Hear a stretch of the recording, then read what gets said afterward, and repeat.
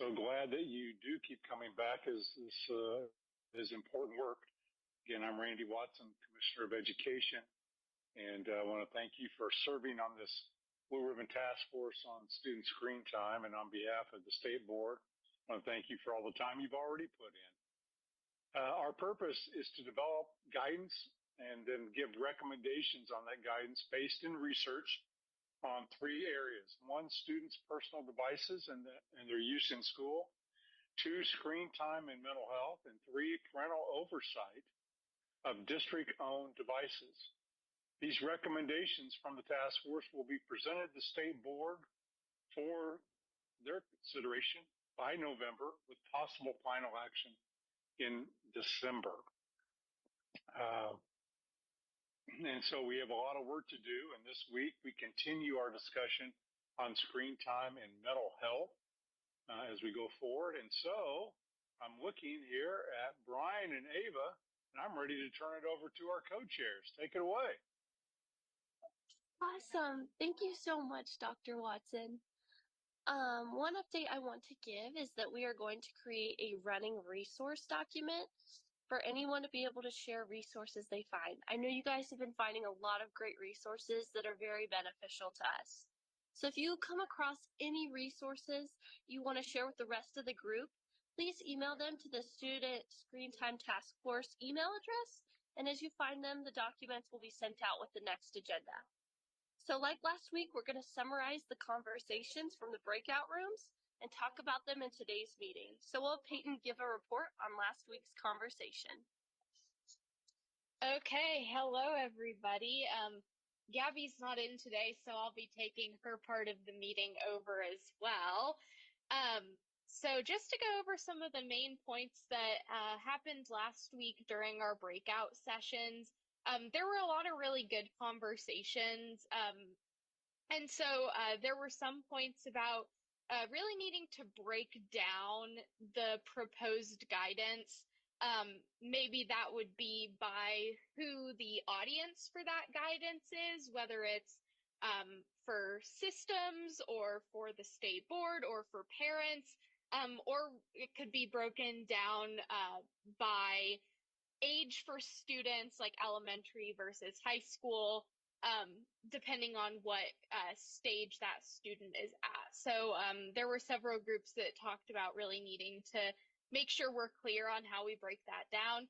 And that also just generally recommendations probably aren't going to be one size fits all, and that the implementation is going to look really different based on you know, what age those students are. So whether it is an elementary or a high school, but even district to district, it's going to look different based on the staff response.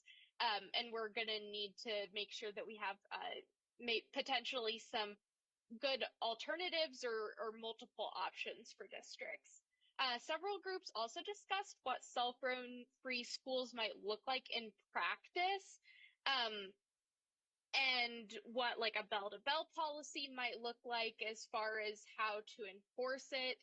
And then another point that was brought up several times was that screen time needs to be not just addressed by students, but by teachers and parents to really evaluate their own use as well. And some groups also discuss this as a potential partnership role, trying to bring in the community and encouraging healthy device use both at school and at home with parents. Several of our groups also talked about the implications of student devices as it relates to a recent school shooting in Georgia. Some people noted that students having their cell phones may cause adverse responses in emergency situations and could distract students in that sort of situation. Some of the groups also wanted to take a look at the loss of childhood freedom, and that was a topic that came up several times as well. And then another time that recommendations need to include several different options.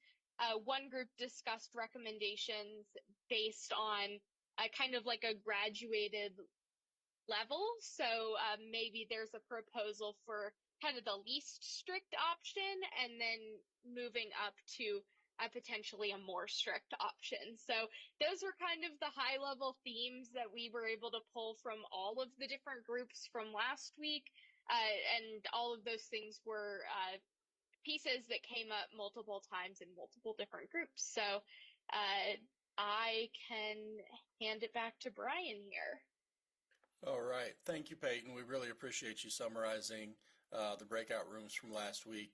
The next thing that we're going to cover this week is the research review, and we're going to turn it back over to Peyton so she can guide us through that. Okay. Let me get my screen shared and I'll run us through some of that research for this week.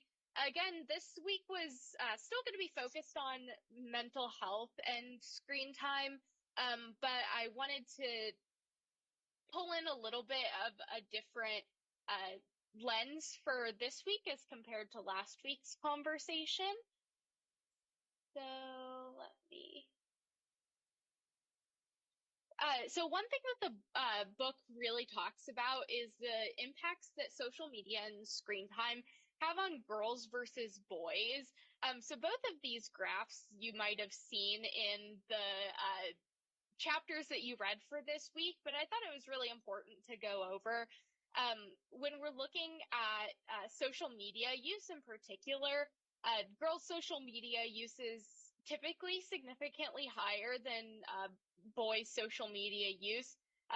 This one shows here that the percentage of girls that are considered social media super users, which is that they use social media specifically for over 40 hours a week, at one point was almost as high as 15%, but has hovered in between 10 and 15% of students for several years from 2013 to 2017. And then we also see potentially some correlation between depression and the amount of social media use that a teenager has. So again, we see this affecting girls typically more than boys. And this 3 to 4 hour and 5+ hours of social media use per day is associated with a higher likelihood of having depression as well. And then kind of going into girls a little bit further, the ways that it typically, social media does typically affect girls in particular is through things like body image and disordered eating behaviors. One study from UNESCO said that 32% of girls said that when they feel bad about their bodies, going on Instagram makes them feel worse. Girls are also more subject to cyberbullying than boys are typically. 12% of 15-year-old girls had reported having been cyberbullied compared to about 8% of boys, which was also from that UNESCO report. That's not to say that boys aren't impacted.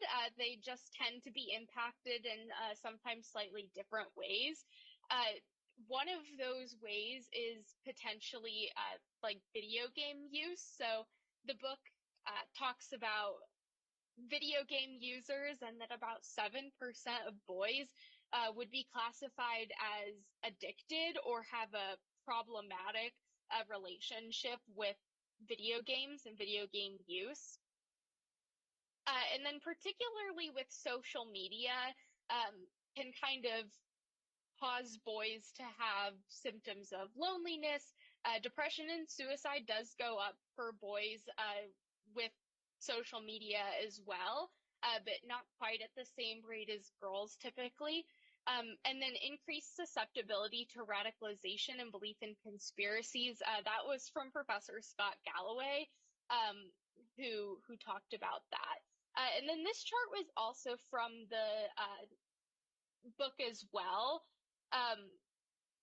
And one way that the screen time manifests itself for boys a lot of times more so than girls is through pornography. So this chart did a comparison of boys versus girls, the percentage of 12th graders who watch pornography more or less daily, and we see that boys were about 25%. And explicit content is another really big topic to talk about when it comes to the mental health conversation. This report from Canopy said that 25% of teens have been sent unsolicited explicit messages, and 81% of teens who have seen pornographic materials have at one point been exposed unintentionally to those. About 1 in 7 children between the ages of 9 and 12 had shared a nude photo of themselves in 2021. And 1 in 3 children have seen nude photos of others that have been reshared without consent. So these are just some of those ways that social media and screen time can come back and have effects on mental health. And so this is something that has been shown to affect both boys and girls in terms of the explicit content and pornography.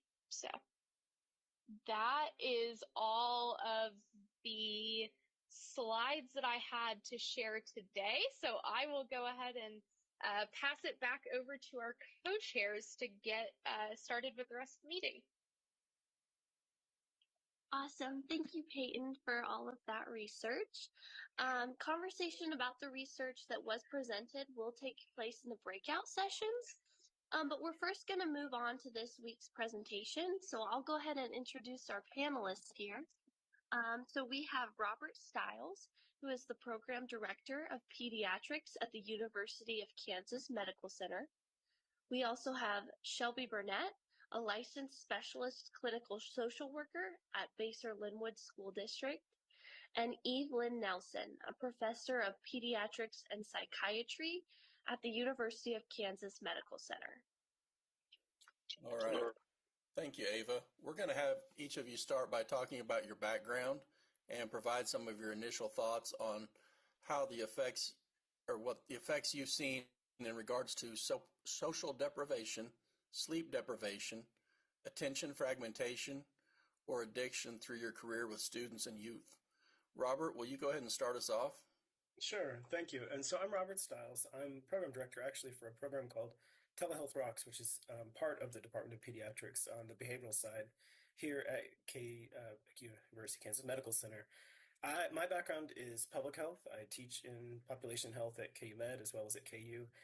And, our program works with school districts, 9 districts around Southeast Kansas, as well as 3 in Missouri. And we really focus on this idea that we want to create schools and communities where kids and their families can be successful. It's really interesting to me. Coffeyville, one of the school districts we work with each year, has sort of NATO Fest for parents. And the topic that got the most attention that they asked us to present last year on was social media.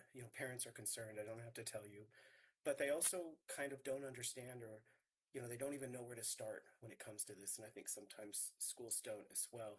So I reached out to some of our school districts and superintendents yesterday and kind of asked for some, kind of what their thoughts are, some information. And the story that really struck me was about a student that, by the parent's choice, because the child is failing in school, not paying attention, constantly on their phone, they asked the school to check in the phone every morning and check it out at the end of the day. The student ended up leaving school and facing the consequences of walking out of school over giving up their phone. And there was just this idea of panic and need that I can't survive without my phone. And I think we see that in a lot of kids. And it's really interesting because we talk about, and I know you guys read the Surgeon General's sort of warning on social media, but the other recent Surgeon General sort of crisis that was brought up was this idea of social connection and community. And it was really interesting to see, even in some of the stuff today, this idea that, and one of the 6 areas that the Surgeon General brings up with this is this idea of digital environments. So I think we also have to think about, when it comes to mental health and when it comes about normal development and routine development, one of the things that phones are both replacing and sometimes serving as sort of a way or a way to get is some type of social connection and interaction. And so I think we also have to really think about, especially after COVID, how one of the things that I think has happened in our society is kids don't have sort of this pro-social connection and behaviors, and phones can often replace them. And when I first started thinking about this, I kind of thought about in the 80s and 90s when we thought about television, and we talked about television and kids watching too much TV and the conflicts or issues related to that, and the same types of issues, where you would see kids not getting their homework done or paying attention in school or staying up too late watching television, a lot of the things that we're talking about with social media. But the difference is, and you saw it, it's omnipresent. This is in their pocket. It's there at school. So it's not, I didn't have a TV with me at school where I was watching that, right? And that was taking me away from my coursework. And then this other thing that was really brought up, and I think it's incredibly important, um, these images and these things are present in places and in ways that we would have never imagined through previous technologies. And this idea of the types of fixtures that people see, that they're exposed to, that they're asked to do. And so that's the other thing that we're hearing a lot, whether it's cyberbullying or it's inappropriate images or even inappropriate relationships and connections. Those can happen in ways due to the technology that we didn't have before. And these are all things that I think we're seeing both in how it impacts schools, how it impacts education, how it gets in the way of the educational environment, but even more specifically, how it impacts the mental health and behavioral health of our children, because it just has a way and an ability to be more in their lives at all times. And it's much more difficult for schools and even especially for parents to control because it's in a pocket. So I guess those are my first thoughts on this. I don't know how much that adds, but That was fantastic. Thank you. Shelby, would you go ahead and share? Sure. My name is Shelby Burnett, and I am a clinical social worker and a registered play therapist. I'm also a doctoral student for the University of Kansas for social welfare. I am starting my 7th year as a school social worker at the Baser Linwood School District. During this time, I'm serving kindergarten through 5th grade. But over the longevity of my career, I have worked with pre-K through 12th grade. So I think the biggest part, and when we're thinking about social media use and what that looks like for our families and students, is the attention portion of it. As a school social worker, part of my job is to help.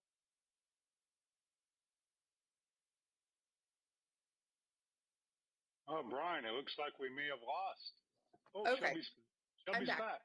Oh, I'm sorry. I think she's I don't back. know what happened.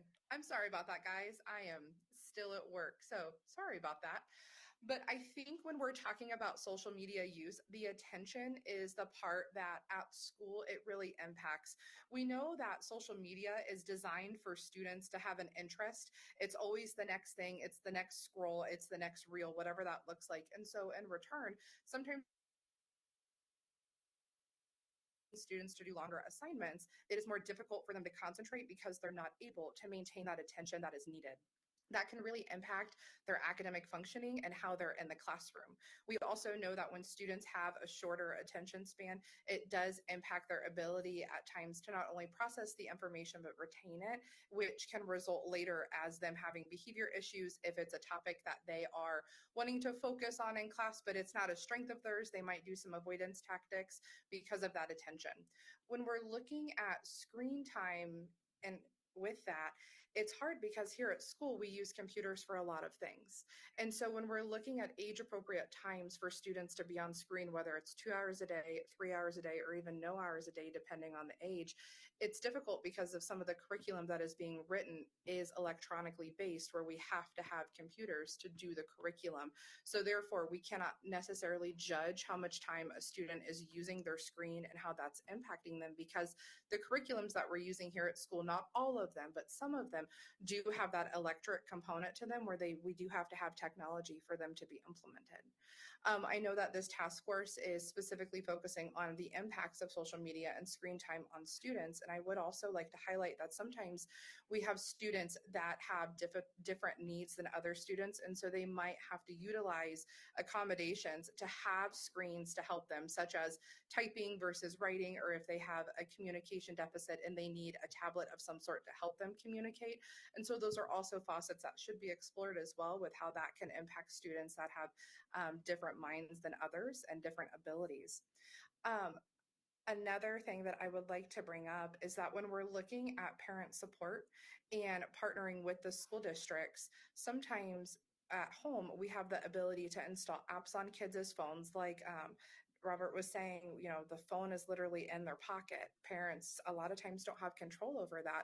And the same is said for school devices too, whereas compared to cell phones, parents can have apps on phones to control what they're seeing, what they're doing, what they're exposed to. But compared to school devices, where they might not have that capability, when a student goes home and they log on to their Wi-Fi at home, they have an open computer that they can access whatever they would like to access on it, which also can play into that sleep deprivation, messing up their circadian rhythm.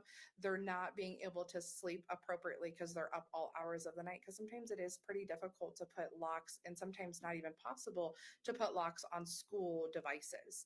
And so those are kind of the big things, is that not all communication and all social media necessarily is negative, because we do need it for the learning environment in school, but also how are we accurately monitoring how much time a student is on their devices at school, knowing that we are in a technologically based education system right now. All right, thank you, Shelby. That was fantastic. We're going to go ahead and turn it over to Evelyn next. Yeah, thank you. And thanks for the important work y'all are doing on the committee. I'm Evelyn Nelson. I'm a child psychologist at University of Kansas Medical Center. I've been working with outreach to schools and communities around mental health for over 20 years in Kansas. And again, really appreciate the work this committee is doing to help children and families. I think for me, with the folks and families we serve, from a behavioral health person's perspective, kids who have mental health concerns, or children and families who've been impacted by trauma, they're really at some of the greatest risks for the ill effects of social media and social media misuse. So I think for me, it's thinking about, how can strategies help all kids and families, including those who may be at a special risk, with those who have been impacted by mental health concerns. In my world with pediatrics, we often talk about 5 C's when we're thinking about social media.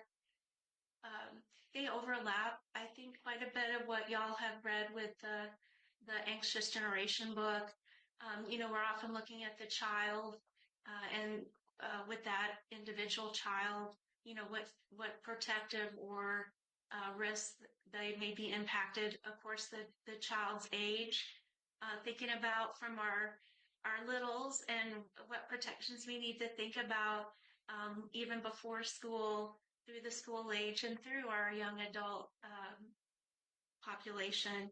I think we're often thinking about content. So I know that was described in the slides that we saw, about what's being seen on screen.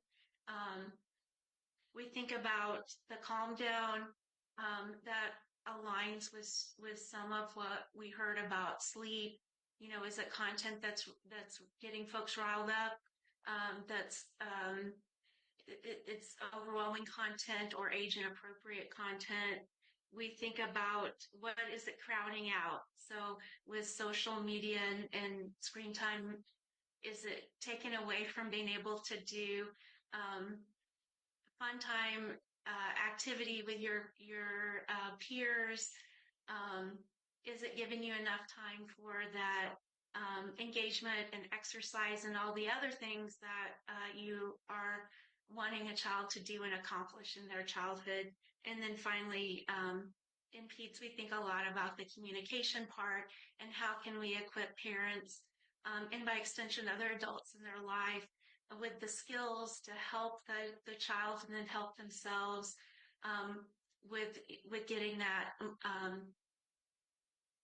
strategies to increase adaptive behaviors and not being overwhelmed with the screen time.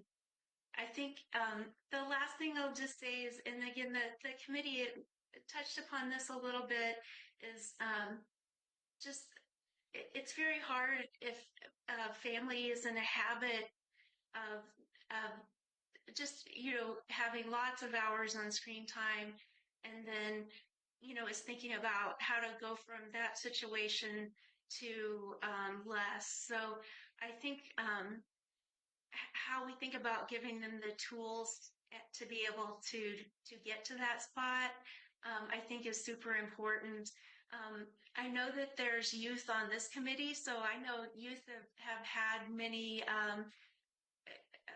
innovations and good ideas about how to reach that. One group we often talk about is the log off movement. And so right now, for example, their initiative is work up and phone down. So getting together with youth and having a meal together and doing the social part and giving an activity or something else that is necessarily going to be more phone down. So those are just my thoughts as a child psychologist. Thank you so much, Evelyn. So we're going to go ahead and open it up for questions from the rest of the task force. And we just ask that you guys raise your hands over Zoom, as we've been doing previously. So if you have a question, now's your chance to ask our experts.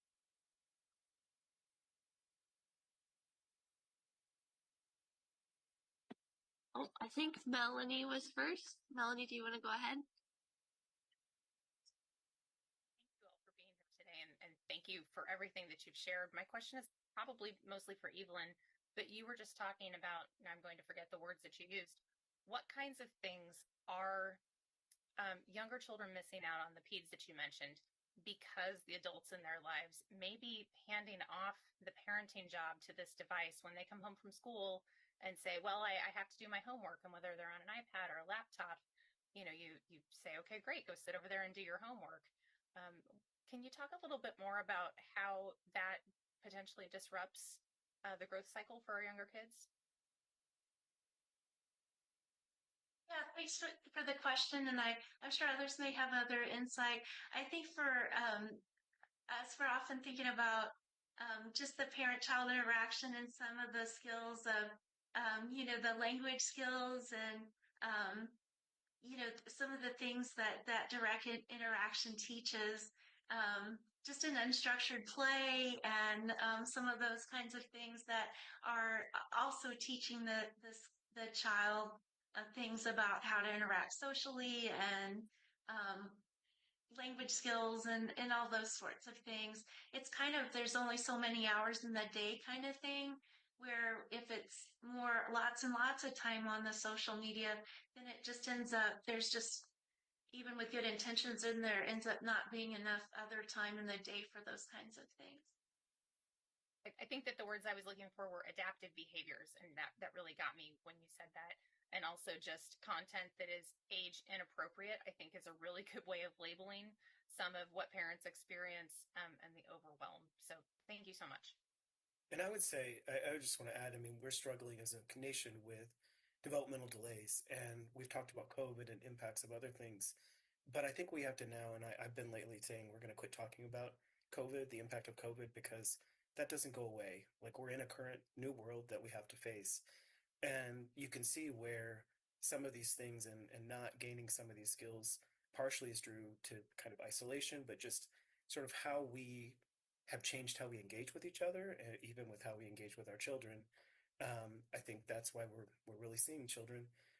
It's pretty clearly that children's development is delayed and continues to be delayed, almost 5 years now after the beginning of the pandemic.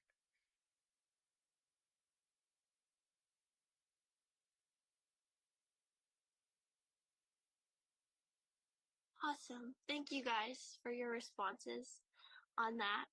Kim, would you like to go next? Yes, thank you, Ava. Evelyn, my question was for you as well, but others can chime in. I missed, you said there's 5 C's, and I didn't get those 5, but the second part of my question is related to your your point about it being really hard to regulate screen time for kids that have way too much at home and scaling that back. And I'm curious if, in your perspective, the school day would be an ideal way to get 7 hours a day free of that screen time. Yeah, for sure. And there's no, I know it's a complex problem, so I know there's lots of strategies to get to that point. I think, what I think with the strategies that then, schools may use to help, you know, give the skills and practice the skills with children, thinking about those same skills and, how to support families with those same kinds of skills. I know in clinic it's really hard if we've had a family just, really not used to, setting limits with social media. We just really try to have a lot of, let's set a goal together. If right now you're at 5 hours, that's not something I was like, that's hard, but let's set it back to 4.5 hours. And then let's set it back to 4 hours, and let's work together towards those kinds of small goals. And let's talk together. What else can we do instead of social media? What's some things that you all enjoy? And like talking about, well, that's how we're going to utilize that other time. And then, for us, it's also talking some about social media. As I'm a parent too, so I also know that it is something that it's always you're practicing yourself and trying to model well, and trying.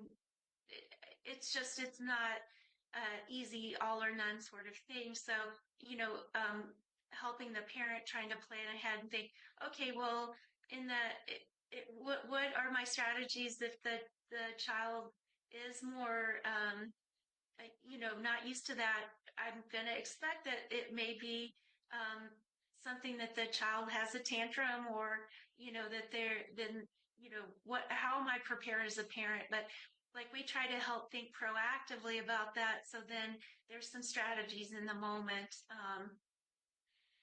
So I guess that's what I was trying to reflect, that if we're asking for a big change, just thinking about how do we give the parents or other adults tools to kind of help prepare ahead of time. And I know that's something y'all have already been talking about. And I can share, I'll send the 5Cs to the group. I know they said there was a resource. They're out of the American Academy of Pediatrics. It's child content, calm down, crowding out, and communication. And again, they align quite similarly to, I think, the resource you all are looking at. And just to add on to that from the school perspective, Kim, is that most schools, depending on the accessibility they have to technology, students won't have a 7-hour free day of technology. It's either built into the curriculum, or teachers are doing enrichment activities with them. And so that kind of loops back to the question of, when we're measuring screen time, are we taking into consideration the student's individual experience and how much they're having? So for example, are parents contacting teachers to say, hey, I'm trying to monitor screen time. Can you please give me a rough number of what that looks like in the school day for them? And taking that number into consideration with what they're having at home. So it might be kind of, 30 minutes at home when they get home for like a free time on a screen, and then not doing anything the rest of the night, but kind of helping them with those preventative strategies. Another thing that we try to do here at the school setting is is teach parents screen hygiene, essentially, for lack of a better word, where it's like, hey, this is what healthy screen time looks like. This is how it can impact your connection with your child. This is what we would recommend. Here are your resources that could help you with this journey, because we know that we live in a technology world. this is where we're at. This is where we're going to continue to be at. And so helping people develop those healthy habits to model for their kiddos is what's going to help them be more successful. And that includes of what happens in the school day. Speaking from my own experience, I have never walked into a classroom where a teacher is just letting a student have free reign on the internet. It is either, a reading game or a math game. They're evidence-based practice. They're able to be adding on to a skill. And so screen time can look different with how much they're using and also what they're accessing to.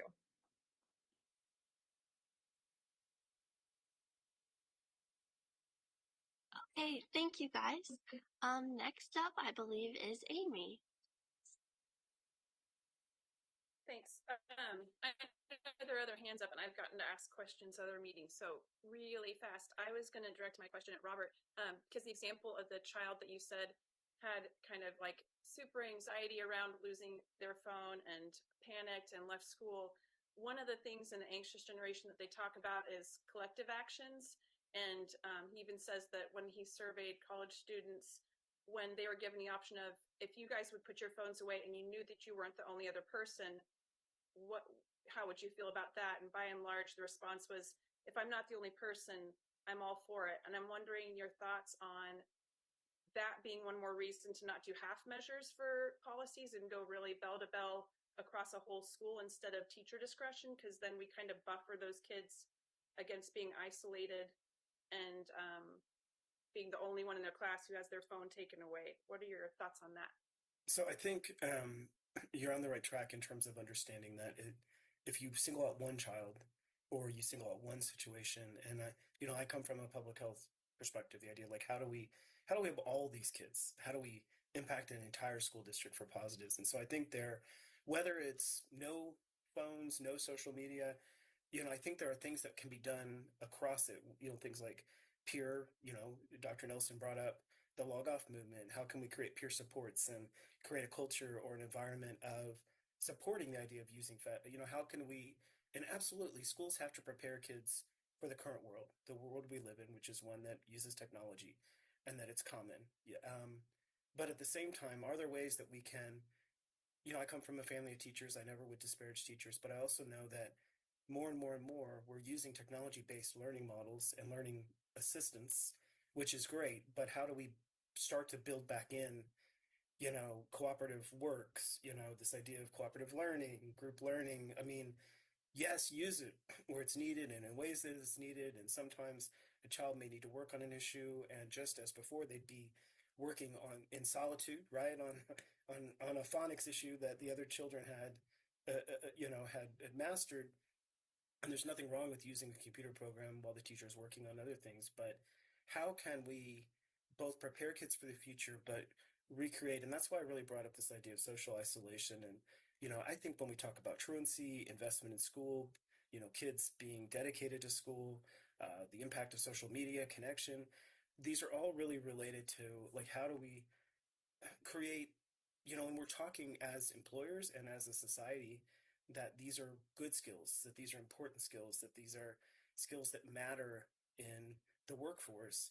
So, can we, it's not my decision. It's not, probably this panel's decision what a school district in the end does, because the KSDE makes recommendations. And I think schools can go lots of different ways, but at a minimum, I would hope they would begin to think about how can the school model with what it does and how it does things something where it's a little less, that we're valuing other parts as well, besides the use of technology.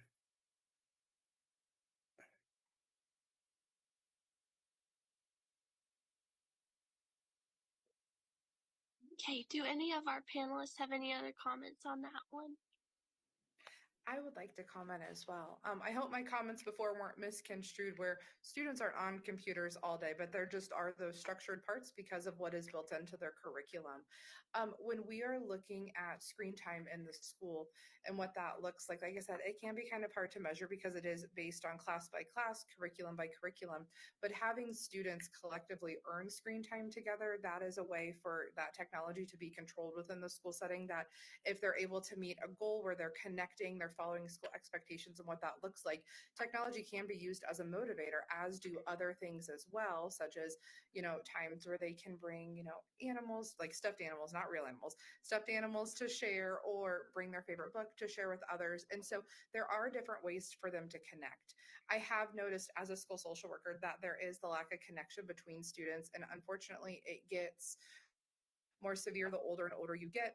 It kind of reflects back to, not being able to connect in person with people and really having those steady interpersonal relationships, which we know that screens can either strengthen a relationship or it can damage a relationship because of the access that students have to one another. And when we're looking at other factors such as like teen relationships, interpersonal violence, things like that, with those relationships that are being built, having that constant access to screens, even whether it's at school where it's semi-controlled or at home where it's not controlled, it can really be damaging, or it can be connection based for students based upon their experiences and what's being modeled for them at home, along as what's being modeled for them into the school as well.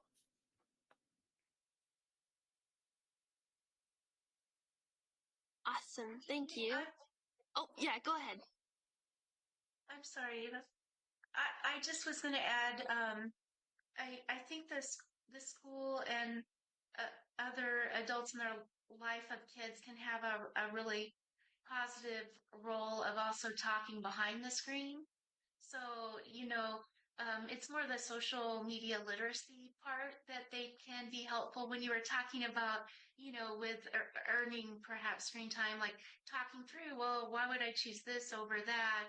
And also, again, you know, just being pretty direct about how some sites and media is hitting your brain because the colors are right there and the messages are such that they, in talking about how your brain is responding to that in kid-friendly language, and I recognize that's often more when we're getting to middle and high school, but I do think there's a lot we could talk about, and kids are they're really smart that way. It's also something you can I wouldn't go into the, necessarily the ins and outs of all the algorithms, but you can talk about, well, this type of media resources driving your brain to purchase something or do this or that. And this media is driving your brain to, we might pick it over that for this particular purpose. And again, I know that's not easy, but the fundamentals of that I think can be shared. Awesome. Thank you. Tana, would you like to go next? Yeah, this question is probably, well, anybody can answer it, but I think it's directed mostly towards Robert because it's a public health thing. In recent years, there are states who have, so some of the research we read and things we talked about have been the impact of boys and pornography, particularly on social media. And I teach at high school, and we run into that at high school at a big level. And some states, I know Utah in particular, has declared pornography a public health issue. And I just would like to know what the mental health impact that is, the long-term impact, especially on our young men, because it seems to be listening to them talk and, being the person in the room who listens as conversations go on. It seems to be pretty common among them, and they're quite casual with it. And that is a massive change from before it was all accessible. And I wonder if we can talk a little bit about the mental health impact of that. And I would argue, it is absolutely more common and right that boys access pornography more. But the other side of that coin is girls are being manipulated and through emotions and other reasons earlier and earlier to do sexual things, including send pictures to each other. And, I'm hearing from school districts about that. It is true that whole realm has gotten out of control. It used to be a realm for 18 and above, at a minimum, right? That's just not true. I talked earlier about television. I had broadcast television. There was a certain standard. And I know states have done things. I know Kansas, for example, has tried to make it so that it's not as accessible. You have to prove that you're of a certain age to view pornography. But, that the truth of the matter is, it's not even official pornography anymore, right? Twitter has become no, I mean, it's political and pornography. It seems, and so I don't know. I think there's an absolute public health impact. I am really not sure how we kind of get that cow back in the barn. I mean, sorry, from a rural area, so but it is out of control. It's out of control among adults, and what it does is it creates a idea that it's acceptable, right? It gets, and what I mean by that is, and it was really valid and valuable to hear this idea of unsolicited. Children are curious, so even unsolicited is even worse, but they're going to be curious about these things, and so I don't know. We parents are the parents. And I know many parents are doing as much as they can and as best they can, but it's just how easily accessible it is.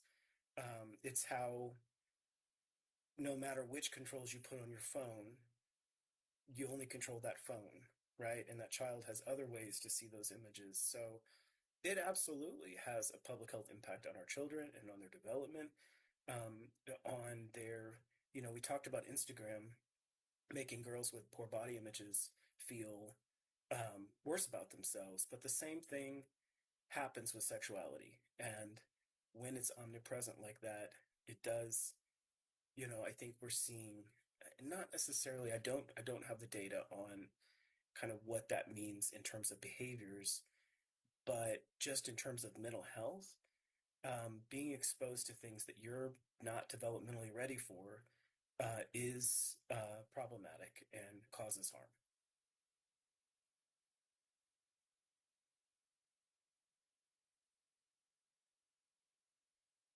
Do any of our other panelists have any comments on that?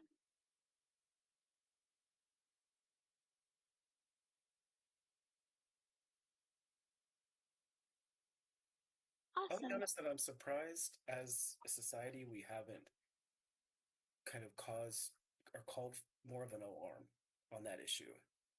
I don't, I mean, I think, I know parents and schools and people that work with kids are aware of it, but it is omnipresent at this point, and that is not healthy.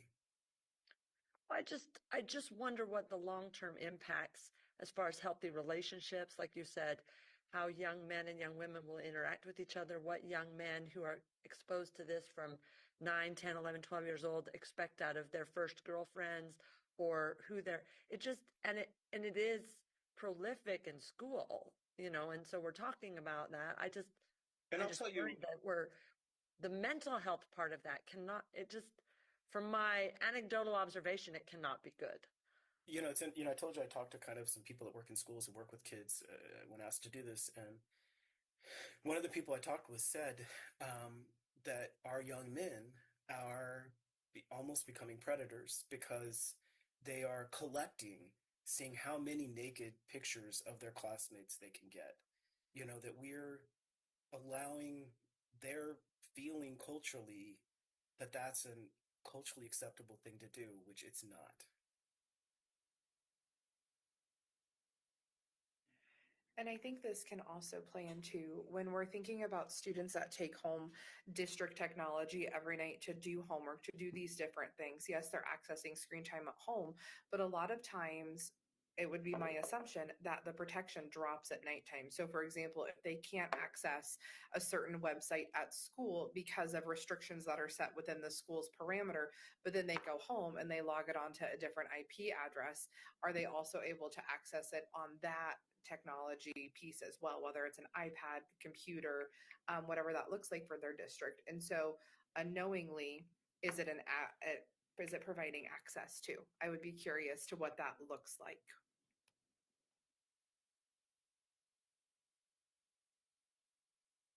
Awesome. Thank you guys. Ananya, do you want to go next? Yeah, so I think Miss Burnett talked about this, but we're in an era where much of education is through technology or online, and this is like outside of cell phones. We see personal devices, like in classroom, constantly looking at the smartboard or something digital. Many students are spending like 10 hours a day for digital studying and homework. Are there any measures you all have seen that limits this kind of constant screen time outside of just cellular devices? Yeah, so in my experience as a school social worker, I have seen teachers using mixed methods to teach. And what I mean by that is they have their set time where students are on screen. They're learning, they're doing whole group learning or something. But then when students break off, they actually do have the opportunity to open up pencil and paper and do their activities and their work that way, or connect intercollaboratively on assignments or group work. When it comes to monitoring screen time and what that looks like per class or per grade level, I actually am not sure what policies and procedures are put in place in districts because it does look different. I think that with social media and screen time being such a hot topic, because it is, we want to make sure that everybody is being safe and understands the effects. I think that districts are aware that the increase of technology it's an issue. However, it is how we're currently teaching to our students. And so I don't necessarily have a great answer, but this would be the point where like the schools have done talks for like limiting screen time and what that looks like and how helping set those healthy routines.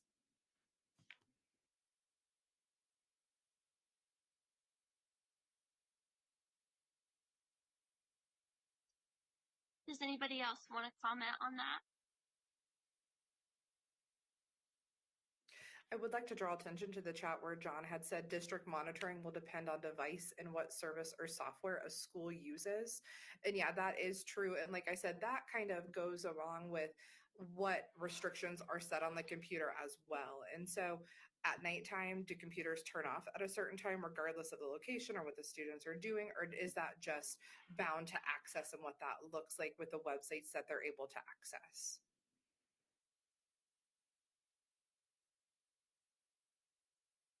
Awesome. Thank you guys. Does anybody else have any other questions?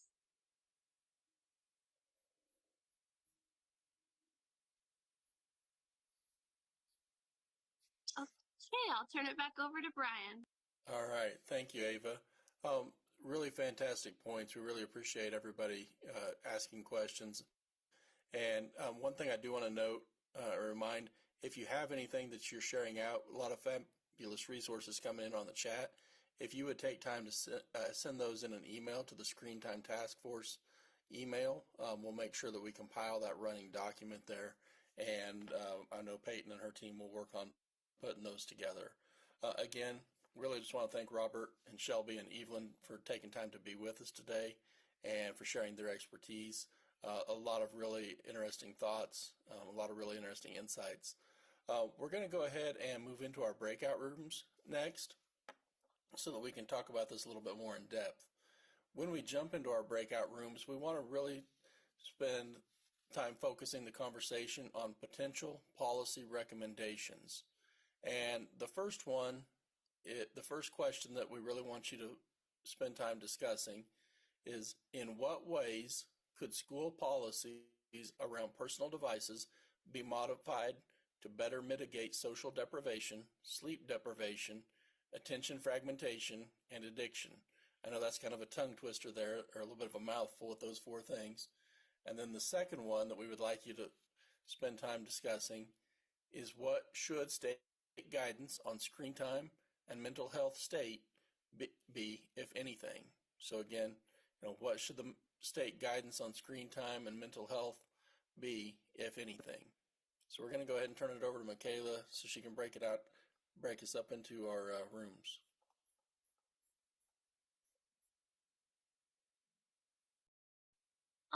I think after our breakout sessions, we're just going to have our note takers compile all of the suggestions that you guys had and the main points from your breakout room discussions, and we'll present those back to the whole group at the beginning of our next meeting. On behalf of Ava and myself, we just really want to thank you for being here with us this week. We're going to see you again on the 19th, and when we get together then, we're going to start our discussion around parental oversight of district-owned devices. So again, thank you. We appreciate your time and look forward to seeing you on the 19th.